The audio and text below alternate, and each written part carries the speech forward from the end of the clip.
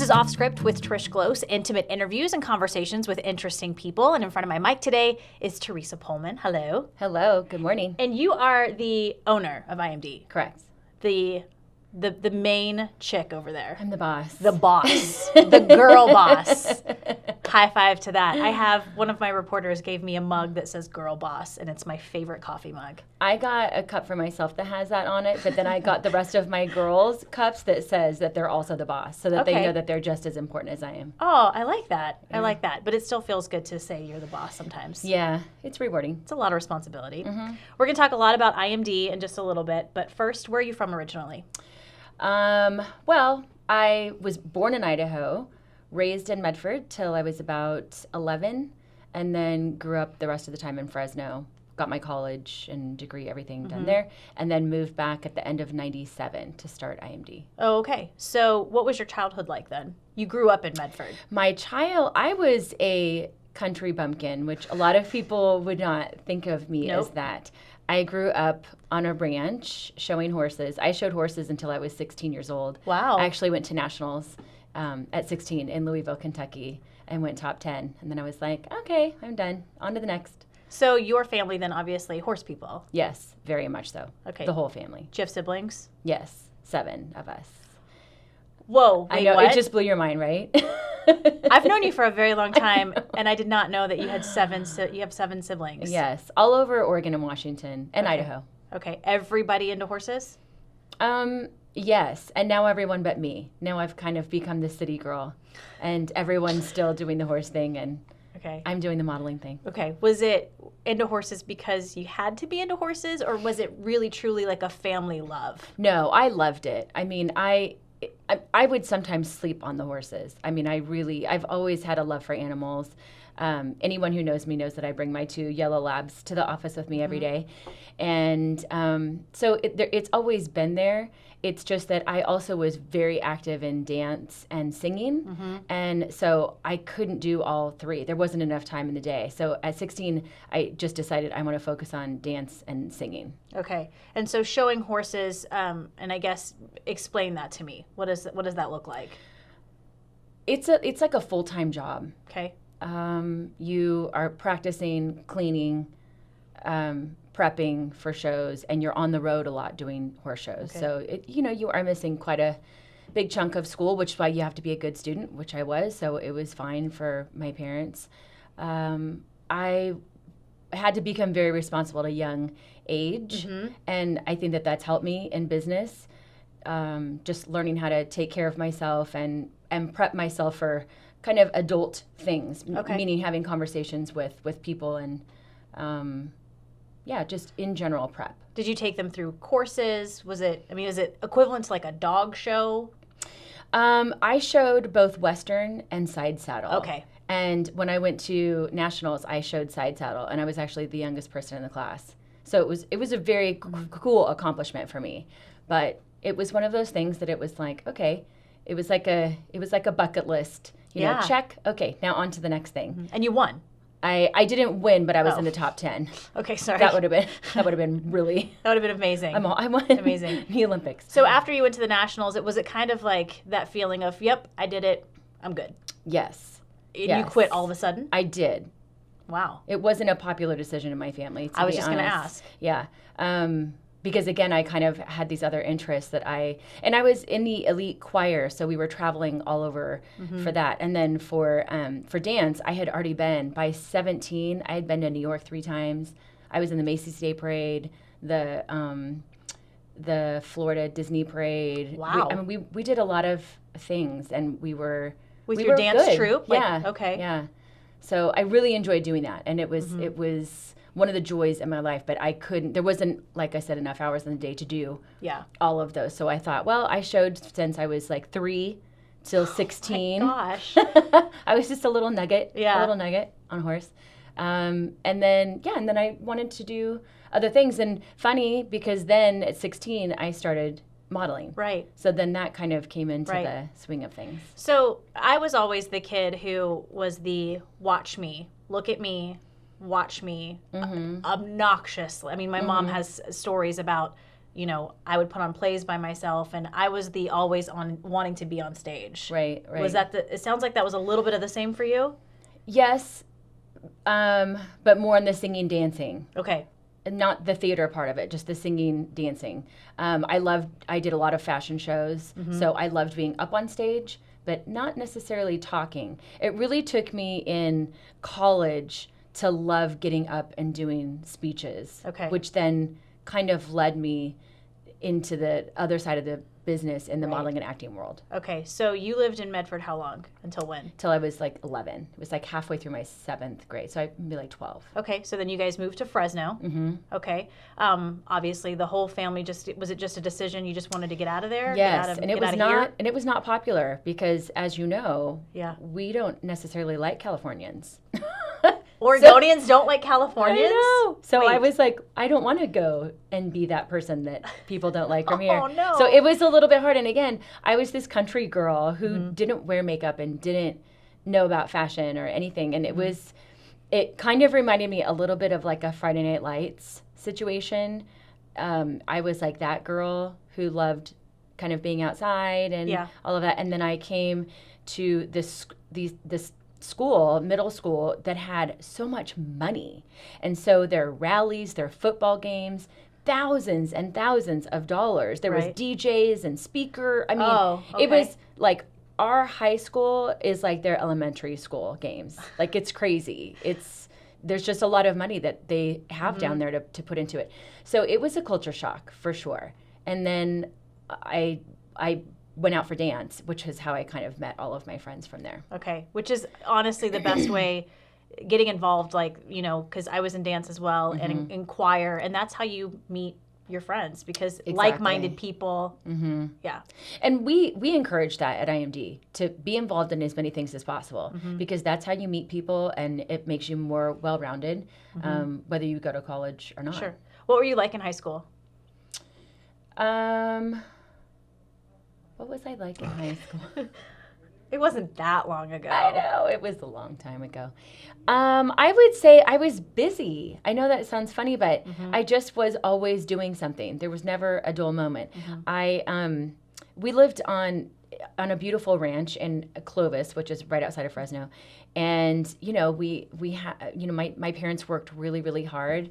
And so we had people over at our house all the time for pool parties and my dance parties and choir party, those kinds of things. So I was just busy. I was busy. I had a lot of friends, and I enjoyed that. And I think that was the hard part about moving back to Medford for me, was all of a sudden I was that girl from the outside coming in. You were the Californian. I was the Californian. Oh, no. So so obviously you went to college after high school. Yes. Where'd you go? Fresno State. Okay. And then did you move to Medford after Yes. Fresno State? What'd you study in school? Business management. Okay. I studied a lot in marketing too. I think I had like one class left to minor in marketing. I really enjoyed that side of it. But yeah, I pretty much graduated, and then I think I moved 2 months later. To Medford? To Medford, yeah. Did you know you wanted to open a modeling agency? I worked at an agency in Fresno for 16 to 23, and I enjoyed that experience, and it definitely changed my life, which inspired me to open IMD. But I also felt like there was a different way of doing it, having a little bit more personal relationships, and I had made so many connections during that time with agencies and clients and things like that. Okay. I just thought that there was just a little bit of a different way to do it. But I was really scared to move back here. One, because at that time, it was end of 97. It was a lot smaller. I mean, we had the mall, so, we were big time. Right. But it scared me, because I thought, what if I fail? Then what? And then I went back to that same question and said, okay, well, who cares? What if I fail? That's the worst thing that can happen. So then I go back to California and I get a job and. Right. So you really were, you were jumping off, kind of a jumping off point for you. Yes. Did you want to, working at an agency in California, did you want to open one your way? Was that kind of something for, okay. Yes. And being way more selective going through the process of, so some people come in and kids-wise, and right off the bat, that they're 5'10", they're a size 2'4", they're definitely going into modeling. And then you have other people who do an amazing read, and that they're going to be that great character actor. But some people come in who desperately just need an outlet, something to do so that they get better grades, so that they take the piercings out of their face and dye their hair back to regular color instead of pink and purple and blue, and take off the black eyeliner and put their shoulders back and act like a young lady. And I know that sounds a little old-fashioned, but sometimes when we're doing these open calls and kids come in and I look at them, and the first thing that goes through my head is, we are going to change your life. We are going to rock your world right now, because we get excited about it. Right. And then all of a sudden, these kids, they're ordering their own food at restaurants. They are getting better grades. They're not doing drugs.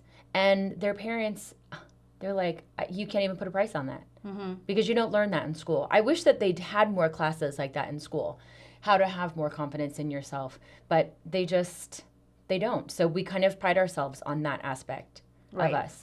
And I mean, the business of modeling can be somewhat controversial, because even you just said, 5'10", a size 2 to 4.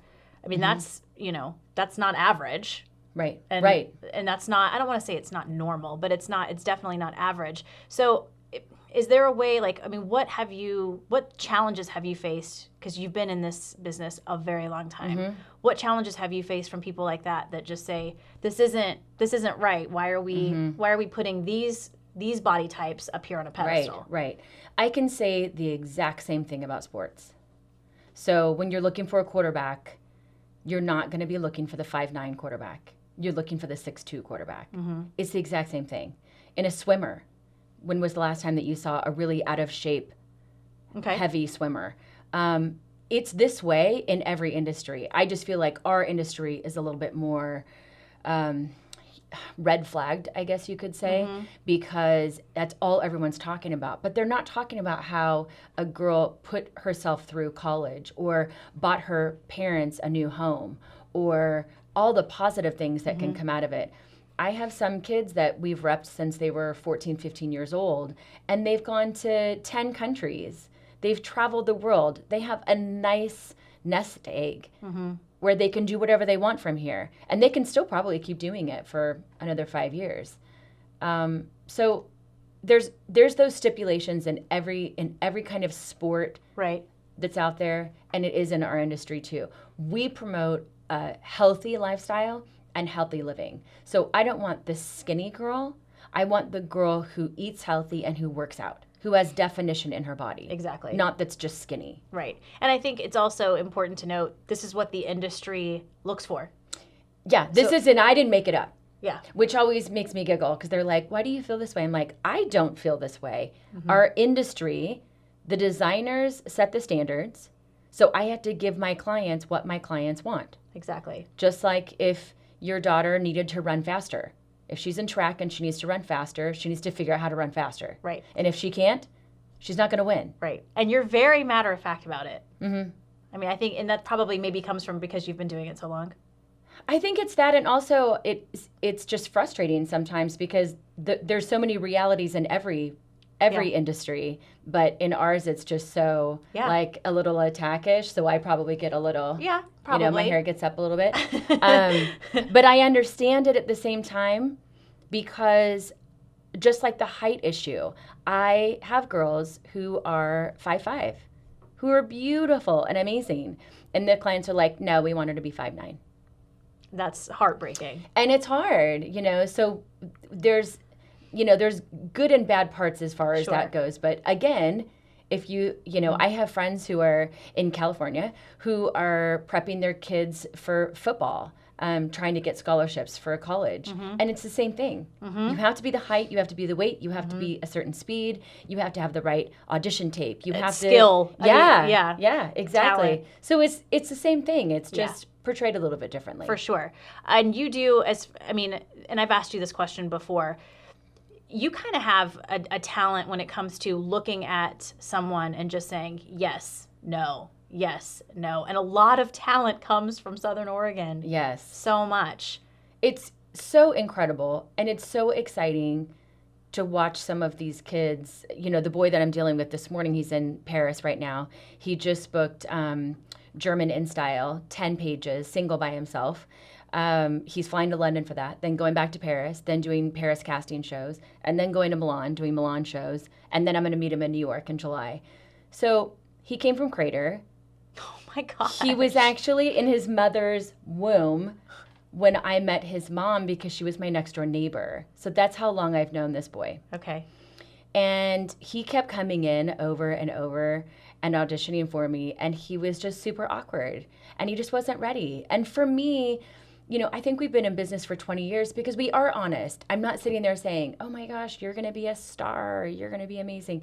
It's like, wouldn't you rather hear the truth, you know, than to lead you on into something that's never going to happen for you? So we waited. And finally at 16, he came in and I said, I'm so excited. I have watched you literally grow up in front of my eyes. You're 16. You're ready to go. We took him my IMTA. He won everything. He spent his 16th birthday in Paris. That's crazy. An IMTA convention twice a year. Yes. New York and LA. Yep. And it's kind of where all of these aspiring talents go, and they can get actually signed for jobs at these conventions. Right. And it's the Olympics of modeling and acting. Okay. So there's like 350 agencies that go from every major market in the world. And there's usually, you know, right around 1,000, 1,500 contestants from all over the world that compete. And within, you know, a 6-day period, I can have a boy like Dylan signed in 5 different countries. And we're talking about over the years you've been doing this, there are girls and boys from Medford and Klamath Falls and Central Point and wherever who have... Ton from Grants Pass. Grants Pass. We have a flood of Grants Pass kids right now, which we love. And they're signing with companies like Guess, and they're in, you know, help me. They're in Vogue and... Diesel, Redken, Calvin Klein, Armani, Louis Vuitton. I mean, probably... It's amazing. Probably 100 different campaigns. And it is amazing. And the thing is that we can, and I say this a lot, but we can live in this beautiful place and have kind of a normal life, but also develop and help create these amazing young people to go out in the world and not only make a good amount of money, but have these amazing life experiences that you couldn't get. Because some of these kids, their goal is not to be a business person or to go to college. And they're beautiful, great kids that this is their path that they want to take. Right. So this is kind of their ticket out of town is what I was getting at. Yeah. And I mean, again, young kids, teenagers who are signing these huge deals. And I know you've been to IMTA before, and some of the other agencies have just looked at you and said, what is in the water over there? Because we do have a lot of talent here. Yes. And we've worked really hard to have that. So, you know, just this year we've had several agencies come in and do castings and stuff with us. And they come from Paris and London and LA and New York because they know when they come in that they're going to find someone. And like I said, it's not a coincidence. It's hard work. My staff is phenomenal. They are just a part of IMD as I am. It's a group effort for us to do what we do, and it is pretty incredible to watch these kids go from not having an agency to now I manage their career with 5 different agencies and traveling all over. Wow, that's pretty amazing.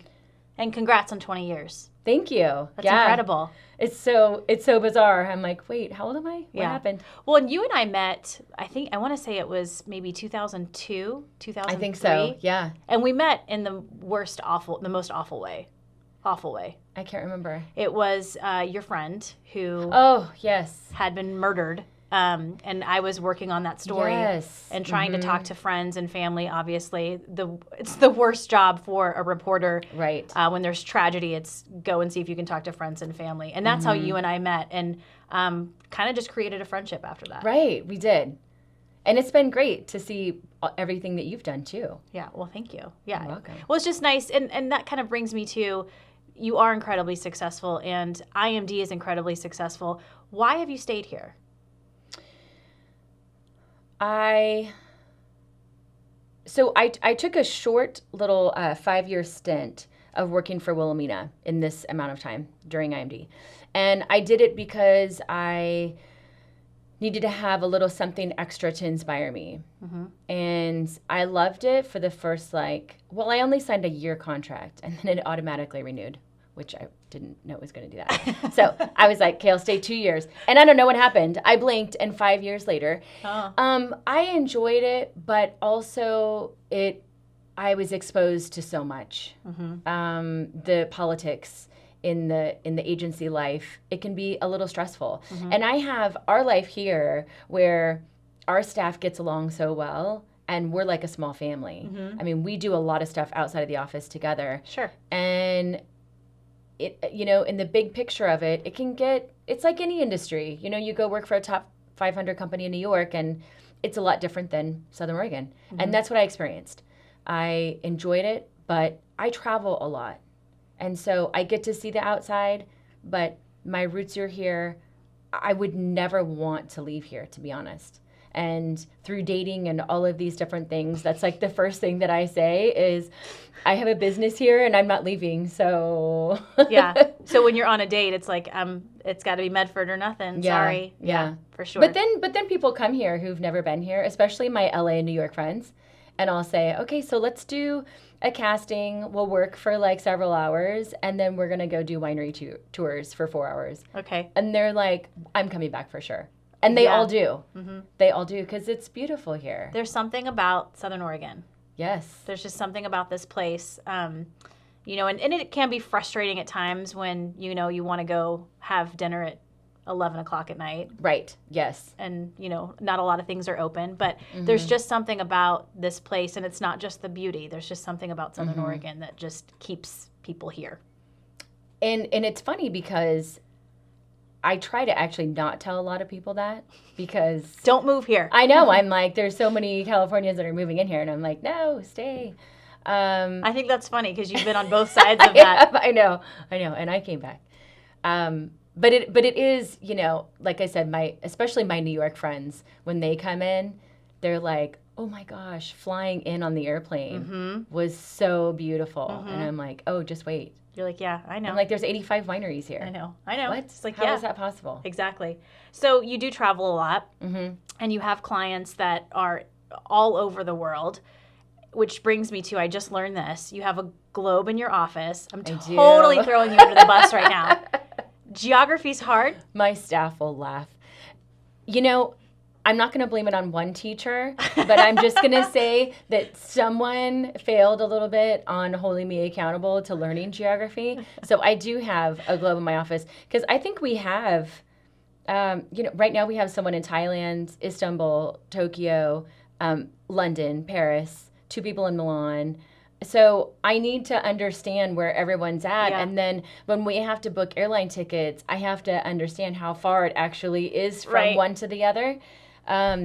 Or sometimes you can take the train, which you don't know that unless you really look at that globe. So you've learned a lot. You've learned a lot then. Have you ever booked someone somewhere and you're like, wait, where is that? And had to Google or look it up? No, I have to figure it out before I even go there. Okay. Which I do a lot. I Google a lot. Same here. Where something is, so that I fully grasp. Yeah. I'm a big fan of Google. Yes. I think we're all a little smarter because of Google, maybe. Absolutely. Thank you, also, Google. What did we do before that? Right. This is not an advertisement, by the way, for Google. I know. What did we do before we could look up something on our phone? I don't know. Like a word, what it means, where somewhere is, what if something's not open? I mean, I don't know what we've done without cell phones. And I do the between euros and US dollars and yen and US dollars. Yeah. I have to put that in Google all the time. Right. Because I'm like, okay, but how much money are they really making? They're like, they're making 1 million yen today. And I'm like, but what is that really? It's like $1 an hour. And also, you mentioned your dogs. You're, as you said, big animal lover. Now, I knew you had one dog, but you've recently gained a second. Yes, I gained a second. So my Joey is now almost 12. Next week. Oh, He's Joey. 12. I know, Joey. Happy birthday. Happy birthday, Joey. And I got Livy because my vet was saying that it would be a good idea to keep him active and he can kind of teach her the ropes. So I got her. She's like a year and a couple months. And it's been so much fun. Yeah. I mean, the two of them they're hilarious. I'm pretty sure that they think that the pool is their pool and I'm just like visiting in the backyard. But, I love having him in the office because it's kind of an intimidating environment, any modeling agency, to walk in and do an audition. And I feel like when the kids come in, it just kind of puts them more at ease. Like it's a family environment and just relax. Everything's fine. I think it's also nice. We have 2 dogs and we got our second dog as our first dog was getting older. And I hate to put it this way, but it's kind of that good transition too. Yes. Because they don't live forever, sadly. But it's just nice to know that you will have another puppy. Yes. When the other puppy leaves you. Right. And you've dealt with that. I have. Who was hard. Before Joey? Cypher, the black lab. Yes. It's yeah, you awful. met him. I did. It's awful. It's not a fun thing. No. So the 2 pups, and they get along good? Yeah. They're buddies? I mean, he gets annoyed with her a little bit sometimes, but but they are. I mean, if you go to my Instagram, it's quite silly. There's more of my dogs than there is with the models. But they're pretty funny. They snuggle a lot together and play together and sleep together. So it's a fun thing. Yeah. I posted a picture of my dog Samson last night by the fire pit because he had this glow. I have to post it. And you do the hashtag, yes, I'm crazy. Yeah, I am crazy about my dogs. Yeah. Okay, we're going to wrap up a little bit. Before I get to my final 3, IMD just celebrated 20 years. What are you looking for towards the future? Just sort of steady Eddie, being consistent? Yeah, we just moved our office up to Hillcrest Park, and that was a big journey for us after being in the same cobblestone village for 20 years. Right.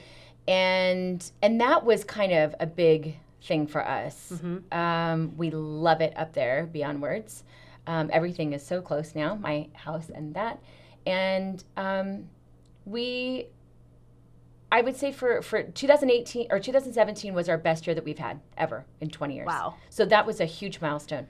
2018, we're pushing for more bookings, more people getting the bookings, which means that we're really focusing on how to go to the casting and how to nail it. Don't just go to the casting, but book the job. So I would say that's probably like our main focus. Awesome. All right, moving on to the final 3. Best advice you've ever been given? Ooh, I have to say, I've had some business mentors over the years, and I would say probably, I hope I'm going to give the right one. Bad publicity is good publicity. If no one's talking about you, then you're doing something wrong. And it's not really even necessarily something that's bad. It's just you always want there to be a buzz. And if there's not a buzz, then there's not enough people coming in your door. Ooh, I like it. And and I say that because I would say our referral program right now is like on fire. So one of my boys was in Paris, and he was rooming. Actually, he wasn't we didn't rep him yet. He was rooming with one of our boys, and they ended up talking and meeting. He just walked for Prada. Wow. And he didn't have a mother agent. We became mother agent. We sent him to Korea to work. He came back. Now he's meeting us in New York. He just shot for Vogue twice. He's phenomenal. Then he referred another boy, which he's coming to New York next month with us. And then he referred his friend, who's in Germany, who's beautiful, who just went to Istanbul and worked for 2 months, made a lot of money. Then he's meeting us in New York. Wow. So everything is just, you want the buzz, you want people talking, and you want everyone understanding what you specialize in. Okay. And you kind of said it earlier, like scouting and development is definitely our specialty. For sure. If you ever left this place, which you have, the Rogue Valley, what would you miss the most? What would bring you back here? The weather. Good answer. I mean, really, it's, my friends, sometimes if I'm traveling a lot, I don't get to spend a lot of time with them. In fact, unfortunately, I got this flu thing that everyone got. I was out of commission for like 3 weeks. And my friends were like, are you okay? Are you going to leave the house today? I'm like, yes. And so, I love my friends and they're amazing, but the weather here, you can't beat it. Yeah, you really can't. The only other place that I love, love, love is San Diego. Okay. If I was to like have maybe an apartment or something somewhere that I could rent out to someone. Okay. San Diego. Yeah. San Diego. Yeah. It would be. That's the only place that I can ever imagine living. All my family's in South Carolina, and I get asked this a lot. Would you ever move to South Carolina? Sorry, Mama. It's just the weather is so perfect out here. It is. The humidity, All 4 I can't seasons. do it. I know. All 4 seasons. I know. mean, you can't beat that. And I don't know who else has that. I agree. Final question. Okay. If you were ever given a last meal and a last drink, what would it be? It's my favorite question. I would have to say sushi.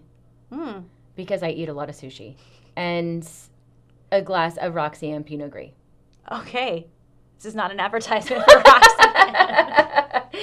Brenda, you're welcome. I love it. If you're listening to this podcast on iTunes and you like it, please subscribe, rate, and review. It helps other people find us. You can also check out the video portion of this podcast at ktvl.com. Just click on features and then off script. Teresa, it's very good to see you today. Nice to see you. And thanks for sitting down with me. Yeah.